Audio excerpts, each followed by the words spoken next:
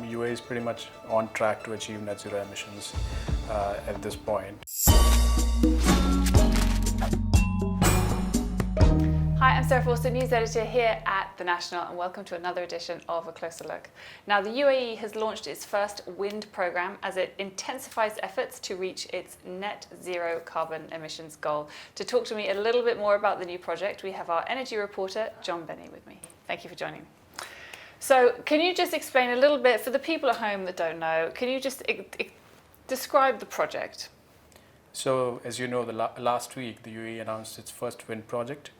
This is the first time the UAE is adding utility power wind to its energy mix. The project is expected to power 23,000 homes and also displace 120,000 tons of carbon emissions every year. So the project includes wind farms in various locations in Abu Dhabi. So you've got one in Sir Banias Island, you've got one in Al Silal, and there's one on Delma Island, and there's one in Fujairah as well in Al Hana.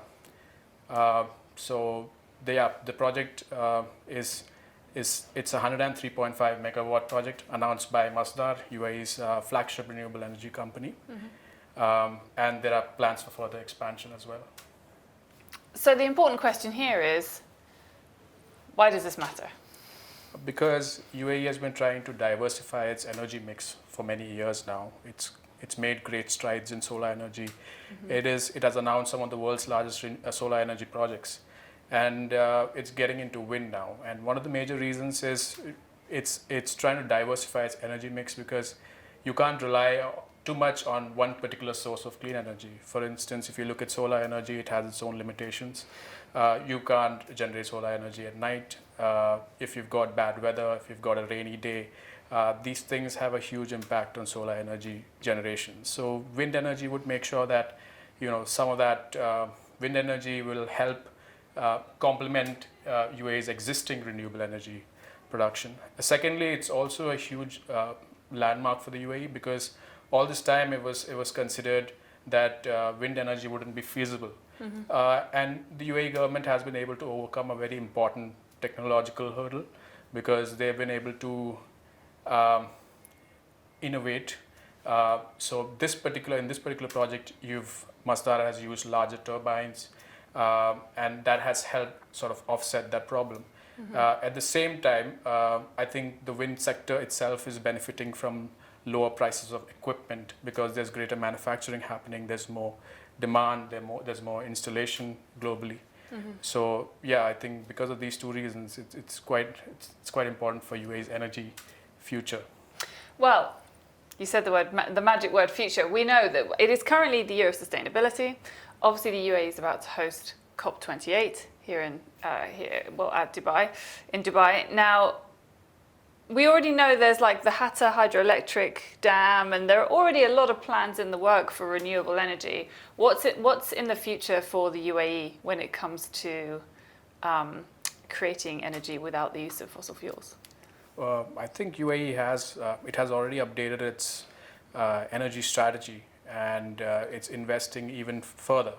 It already has solar, nuclear, and even a geothermal project has been announced.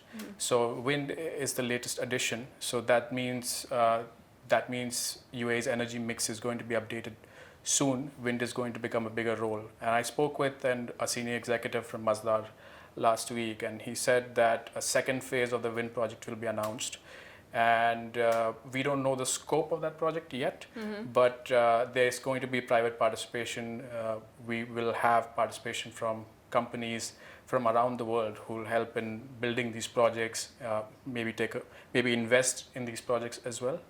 And also, I think one thing of note that he said was that he wants to speak with manufacturers of wind equipment and try to get them have the operations based here in the UAE. So what that does is that'll help bring prices down further, making wind projects in the UAE even more feasible, even more scalable and realistic. So the UAE has this lofty goal of net zero emissions by 2050. Is it achievable? Yes. UAE is pretty much on track to achieve net zero emissions at this point. I think in terms of solar use of solar energy. UAE is already among the global leaders in terms of per capita.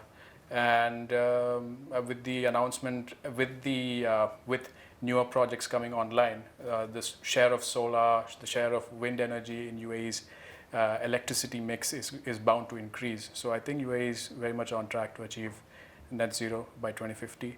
And at the same time, this wind project comes ahead of the COP28 UN Climate Conference, which is going to start November end, where the global stocktake is going to happen, a process where you'll have countries trying to measure where they are in terms of their climate goals and in achieving the goals of the Paris Agreement. So I think it's even more significant when you put it in that particular context. Well, thank you very much, John. I'm sure you will, just like us, be very busy during COP28 with all of the energy news from the UAE. Thank you. Well, that's it for this week's edition of A Closer Look. Thank you so much for joining us right here in the Nationals newsroom. Remember, if you would like to see any of our previous episodes of the show, you can find them all on our YouTube channel.